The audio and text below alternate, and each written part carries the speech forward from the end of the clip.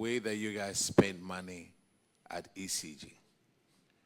Another one, you said cleaning expenses. 2.8 million, that was your budget. But ECG spent 10.4. How many suits did you clean for that?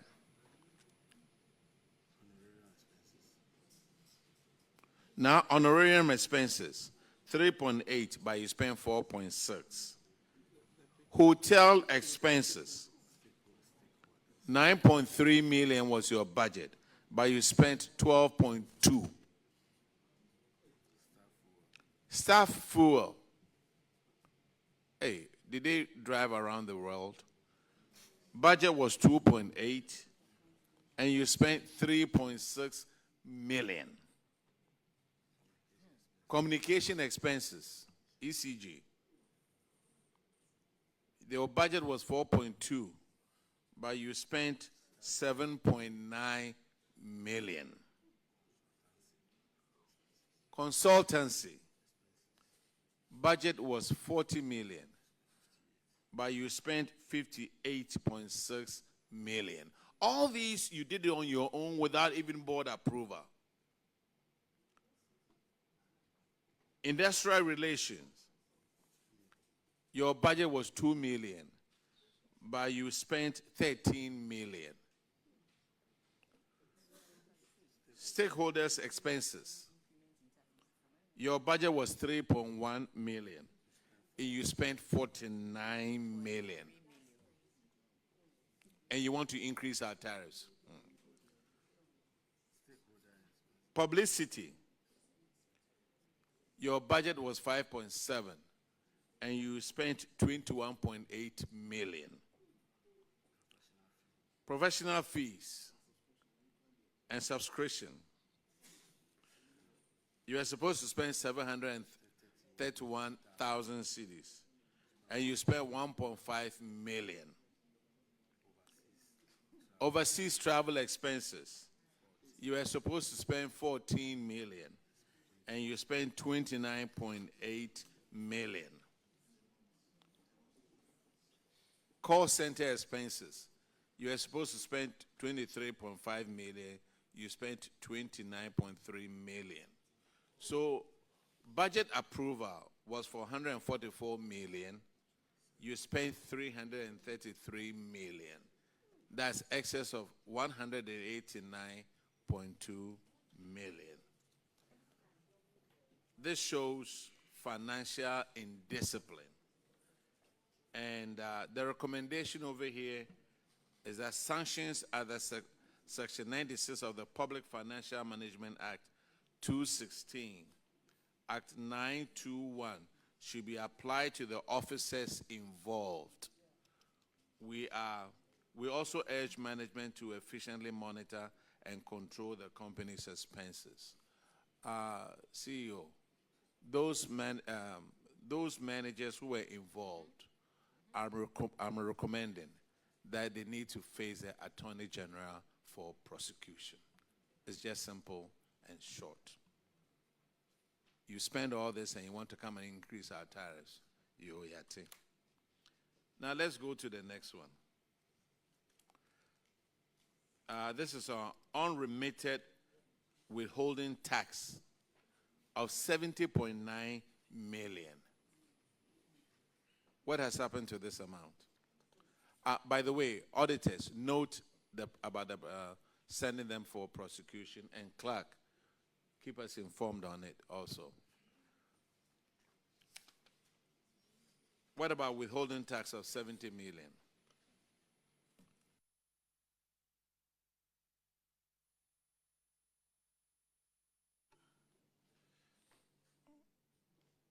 Madam Chairperson,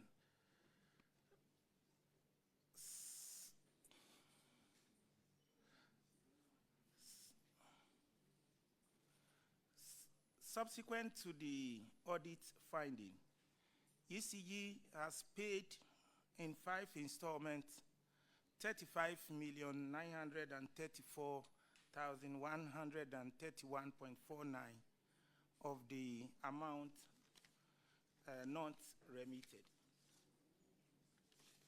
Sir, What is the law on withholding of taxes? What is the law? When you withhold taxes, how long should you have in your account before you pay to Ghana Revenue Authority? I think 14 days. 14 days. Yes. And now we have 70.9 million. And say, how much have you paid? 35.9 million. I think this is another one for Attorney General to deal with you. So, clerk and then our auditors, let's make sure they face the Attorney General on that one. Let's move on to the next one, please. Paragraph 158. He said,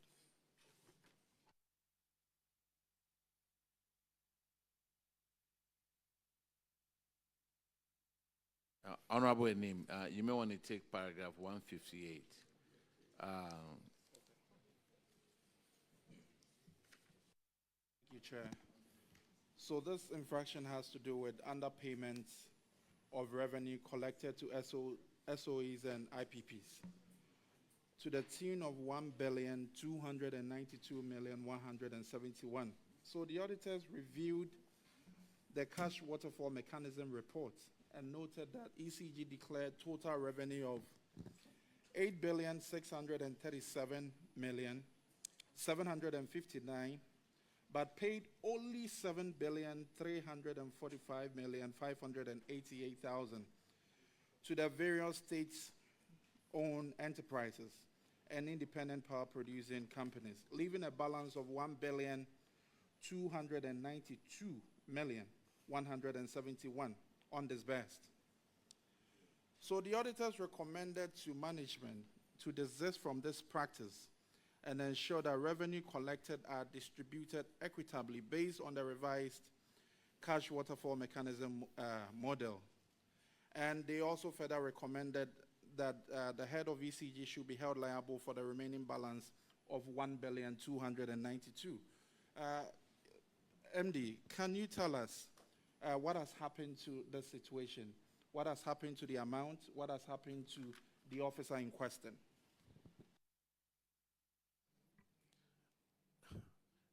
Madam Chair, I can say that from February 2025, ECG has not withheld a parcel out of the allocation from the cash waterfall. We have paid all. So, okay. Madam Chair, I can say that from February this year, when I took over, we have paid every parcel we collected into the collection account, and the cash waterfall mechanism committee allocates the funds. The allocation is approved by the Energy Security Committee, chaired by the Chief of Staff, and we have paid all the allocations made to each entity. So we have complied fully with the cash waterfall mechanism. Okay. That's the first aspect of the recommendation. The second aspect, what has happened to the 1.2 billion? We're still carrying that as debt, outstanding debt.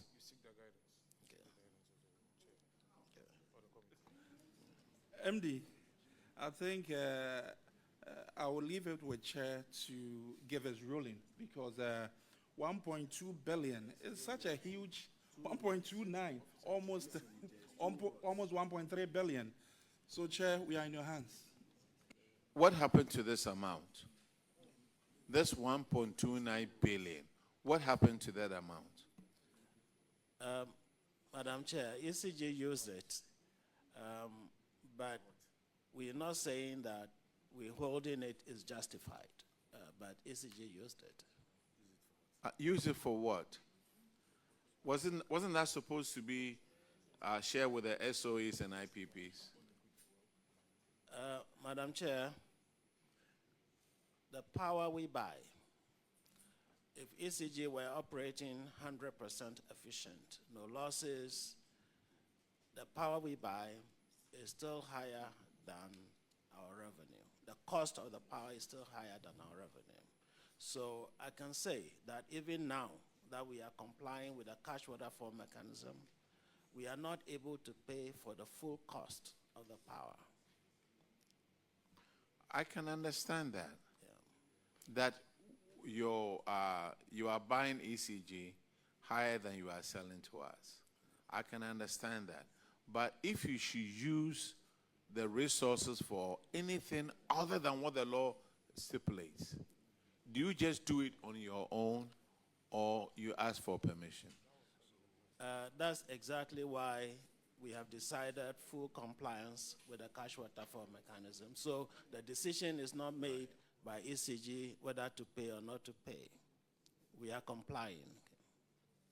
So, respectfully, can you tell us what the 1.292 billion was spent on? Because you said ECG used it. So can you tell us exactly what the 1.292 billion was spent on? Madam Chair, some of them were used to pay our contractors. Some of them were used to pay for liquid fuel, buying liquid fuel for generation, and other creditors. Buying liquid fuel for generation. For power generation. But I know Ministry of Finance was also paying for liquid fuel for power generation. Not always. ECG pays sometimes. Yes, but Ministry of Finance also paid some. Yes. And so when you are saying you used parts to buy fuel, you used parts to also do, you said something? Pay contractors. Pay contractors. Contractors that were on your procurement plan for the particular year? Yes, madam. So then if you have contractors that you had to pay in a particular year and you didn't have funds, you are saying, you are confirming to all and sundry that the contractors you paid were on your procurement plan for the year 2023, yet you did not have money. But what does the law say? That you don't spend monies that you don't have. So that if you are supposed to pay contractors, as you claim that they were on your procurement plan for the year 2023, and you did not have money, why did you dip your hand into the cash waterfall mechanism that is specifically supposed to be used to pay the IPPs and other firms in that space, and then you used it to pay contractors? Clearly, you have flouted the law. Yes, So madam. when the auditors came, why did you not show them all the expenditure you had made on the 1.29 billion? Because the auditors are saying that they did not have a view of that. And so we should find out from management. Madam Chair, we did. We provided the supporting evidence to them. Auditors, Subsequent to the audit. subsequent to the audit, and not when they were there. So auditors, can you confirm whether some were used to pay contractors, some were used to pay for liquid fuel, and the other items that has been mentioned here? Yes, Honorable Chair, when you look at their response, they indicated what they used the amount for, and they subsequently provided supporting documents to that effect. Thank you, but it is still a breach. Mr. CEO, you agree with me? So that Yes. is why I say painfully that looking at all the infractions that you have been cited here for and the quantum of money involved, if we should manage the resources we have efficiently, I don't think that we should look at tariff increments per the quarterly arrangements that you have put in place. You can shake your head, but the citizens of Ghana are also saying that look at the quantum involved. If we use these monies efficiently, we can adjust and help support the difference in what you buy and how much we pay for. But quarterly increments of tariffs with all these infractions, something doesn't sit well. Thank you. Honorable Chair, thank you so much. In terms of the quarterly increment, it is not necessarily quarterly increment. There is always a review based on the, even with the IMF agreement, a review. So a review can always a review should be either up, down, or what it is. So I think that is what we are currently sticking to. So it's not like on a quarterly basis, automatically we have to increase. So that is what. But Minister, I think that only with time the will tell. no, but I think with what you are, the inefficiencies that has been pointed out now, it is something that we have to look at it critically and try to avoid it, or as much as possible, we should avoid it. Currently, in terms of the ministry, for instance, quarterly or on a monthly basis, the cash waterfall, for instance, the minister always wants to ensures that not even a cedi is retained by ECG.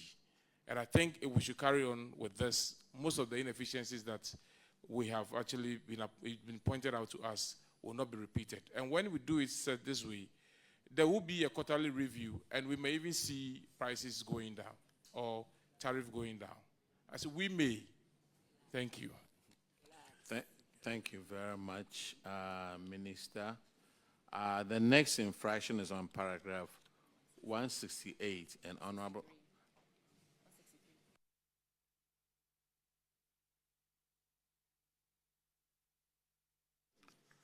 It's on paragraph 163, and Honorable Abena Osaya Sir will take care of that one.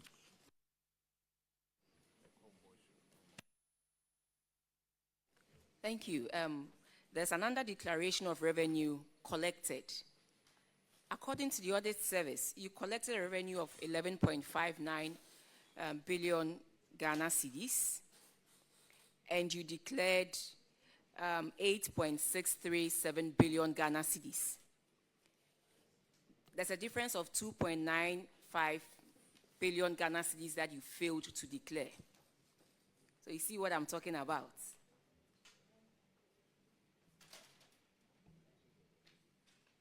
CEO, a difference of 2.953 billion that was not declared, even though that was collected. And per regulations 47 of the PFM regulations, you have fallen foul of the law by failing to disclose. Please tell us the current status of this undeclared amount of 2.9 billion Ghana cedis. Madam Chair, we have tried to respond to that. We under-declared, and we don't justify that. We have corrected that action. Okay. So right now, all our collections are transparent. In fact, Madam Chair, all my collections go into an account that is monitored by the CEO of PURC and the Minister for Energy and Green Transition. So there's no way we can hide our collections anymore. So, CEO, the underdeclared revenue of almost 3 billion and the underpaid revenue of almost 1.3 billion, that alone gives us 4.3 billion Ghana cedis. 4.3 billion Ghana cedis.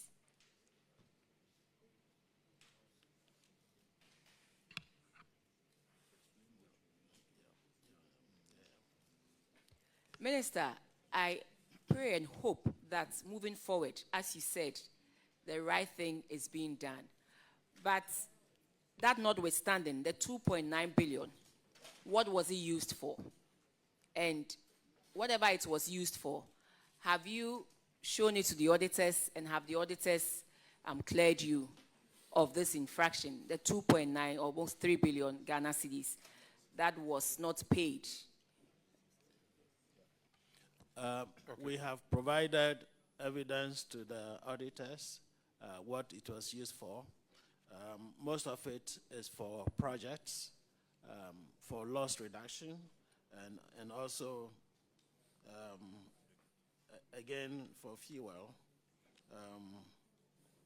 and meters, energy meters we bought. So that's what it was used for. You said most of them were for projects. For projects. What kind of projects, please? building substations and also buying meters to install to replace obsolete ones. All these were in your procurement plans for 2023. Madam, we exceeded the procurement plan.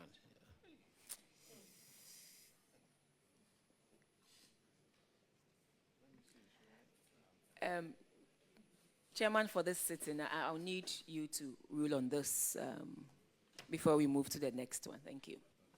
It's a procurement violation. And even though the auditors did not recommend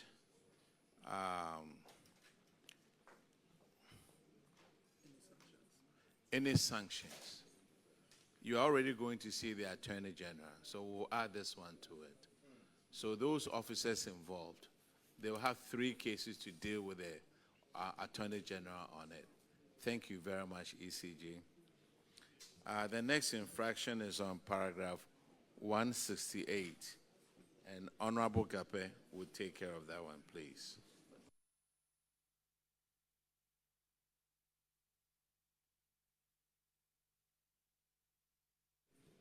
It's on part payment of procurement without a written contract agreement.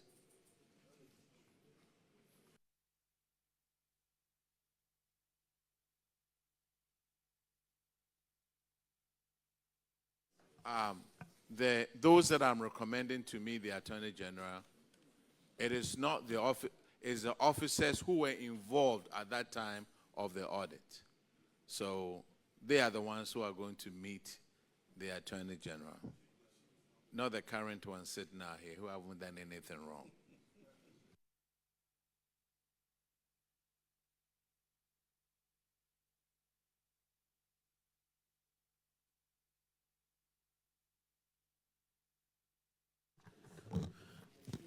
Thank you very much. This infraction. I'm sorry? The CF. No, those people who were there at that time of the audit. Oh, if they are here, oh, then they'll be part of it. They will see the Attorney General.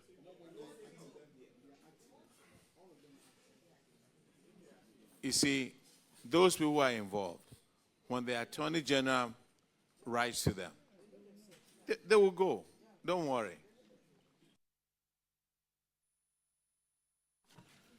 Yeah, this infraction refers to part payment of procurement without written contract agreement. The cost is about 75 million Ghana cedis. What is the status with regards to this? Madam Chair, the contract has been signed. It was signed in March of 2024. It was signed in March of 2024. That was after the audit. That was before the audit, but the audit was from January 2023 to December 2023. So at the time, there was no contract when the payment was made. In the first place, why will you even make a payment without even contract? There's no contract. Let me make it easy. This is a procurement violation, and it's under Section 92 of the Public Procurement Act 2003 as 663 as amended. The recommendation is for us to sanction you. So ECG, those who are involved, signing, paying 75 million Ghana cedis without a contract, you are going to meet the Attorney General. So, clerk, have it out there. This is 4 infractions that they're going to meet the Attorney General. Thank you. Let's move to the next one, please. And it's paragraph 175. Honorable Akwesi Kwenedu will take care of that one. Chairman, thank you very much. This infraction has to do with a single source procurement that ECG made.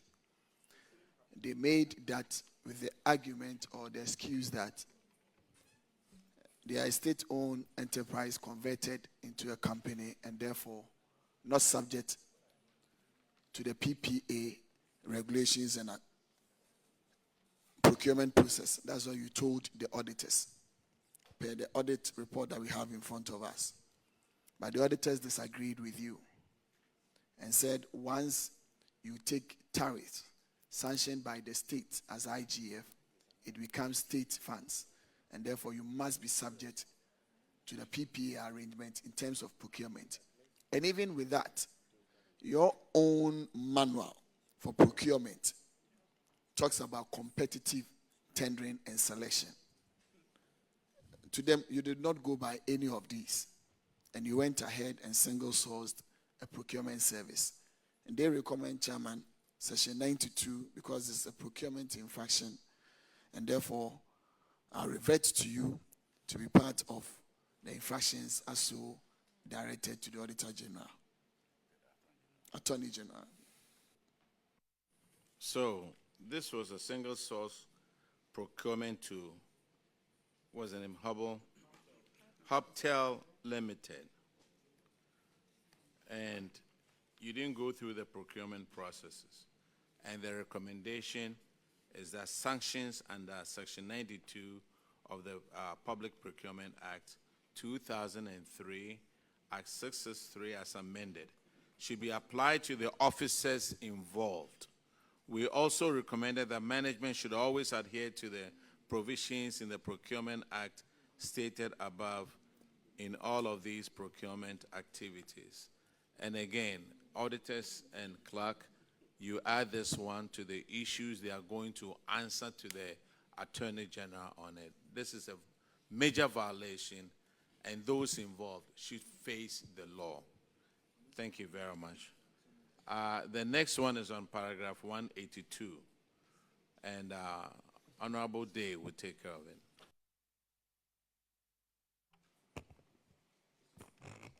Thank you, Chair. This infraction, it's linked to two major things. First, source deduction of service fees done by Haptel for service rendered to ECG. And then the second one, also what we call project legacy costs inherited by ECG.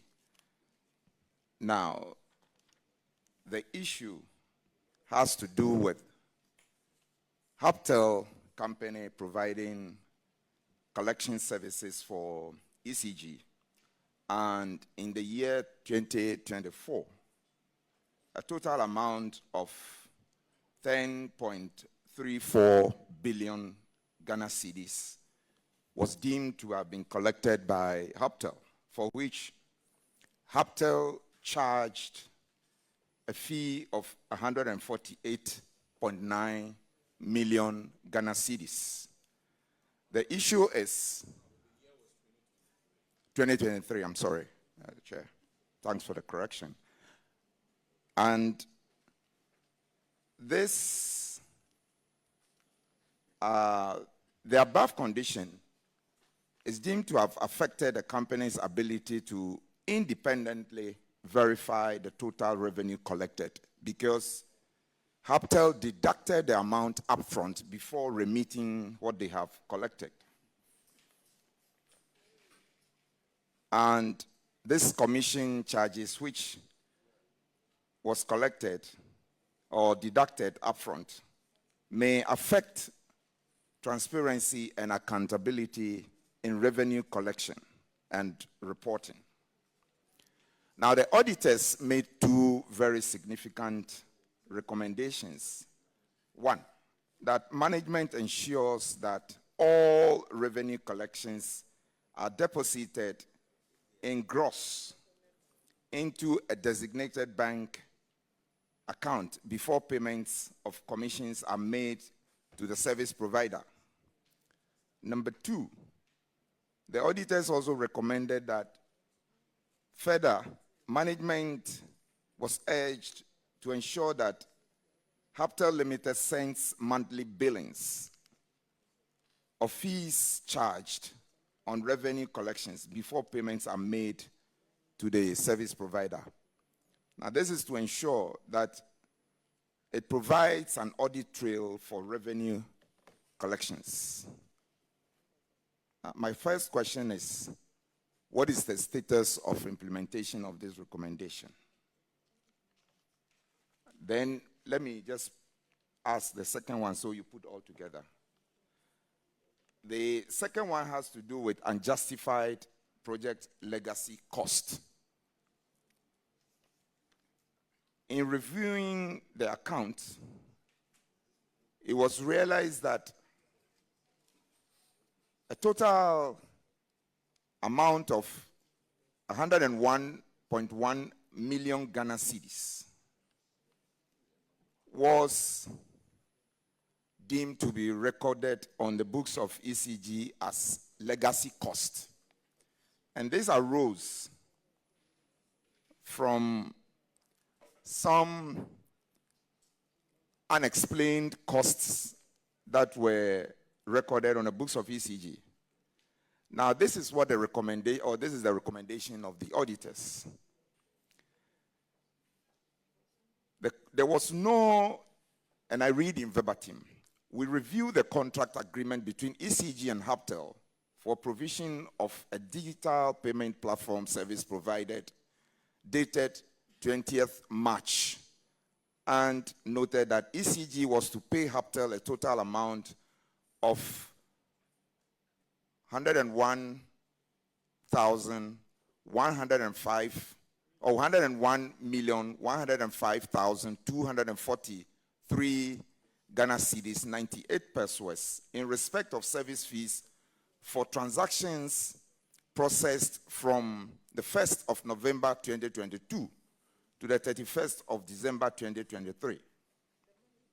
However, management did not provide the basis of the amount owed and the details of the transactions from which the cost was derived.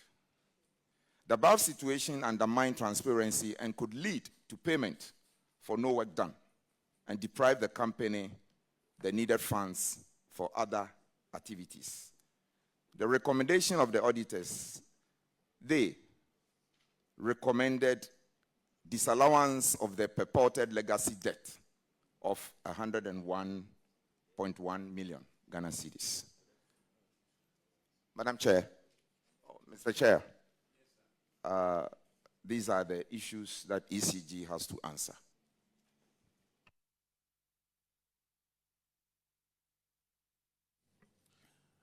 Thank you, Mr. Chair.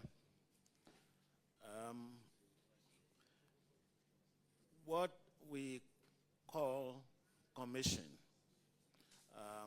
is not really commission, is the fee that ECG pays to Haptel for collecting, for the providing the payment platform for us to collect money.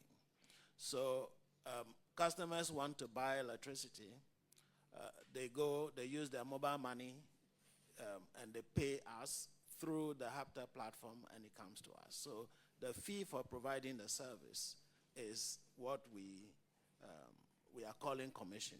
Truly, it's not that Haptel collects the money for us and then we pay a commission, or provide a service and we pay a commission. No, it's just the service fee.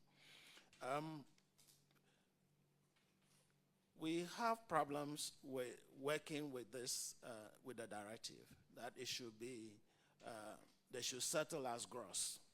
And we have given this to our lawyers. In fact, we just engaged a lawyer to help us to review all our contracts, our major contracts. And Haptel contract is one of them, so that we can align all our contracts to applicable law. I said we've had problem because the PFM Act requires that we collect the money at gross, and that Haptel settles us at gross.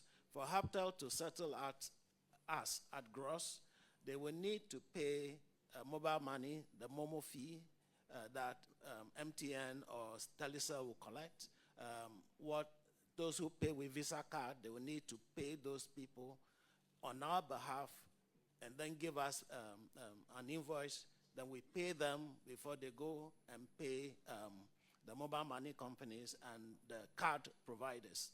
So it means that we will have to pay additional.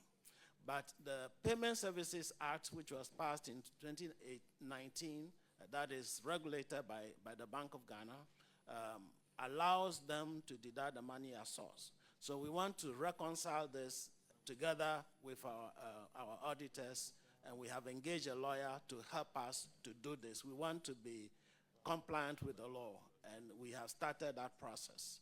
In terms of the legacy costs, we have engaged Haptel to provide us with the evidence.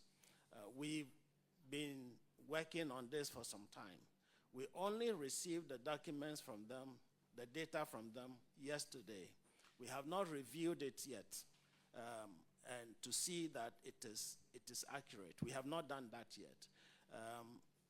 Mr. Chair, I want to confirm here that we have not paid Haptel for this service, and we will not pay until we have reviewed it and are satisfied that they have earned this money. But, I mean, Haptel issue is something that I've already referred to the Attorney General. So your lawyers, our auditors over here, when we get to court, then you guys resolve all those things. You see, you did it as single source. Was the board involved in approving this thing? Yes. If the board was involved, they will also be in court to explain why they approved this single source thing. The board should be added to it. When the Attorney General gets it, they will call the board also. So, sir, this is out of our hands. And Yes, Mr. let's Chair, move I on. just want to add that we have negotiated the rate, the fee that Haptel charges for us, and we have reduced that from 3% to 1.6%. Okay, we are sir. still working to see whether we can have further gains. Sir, the simple thing is, let's do the right thing. Some of us, when we get into office, we feel so big that we want to do whatever we want. Forget about the law. And then when there's a problem, then we are caught with our shoes off.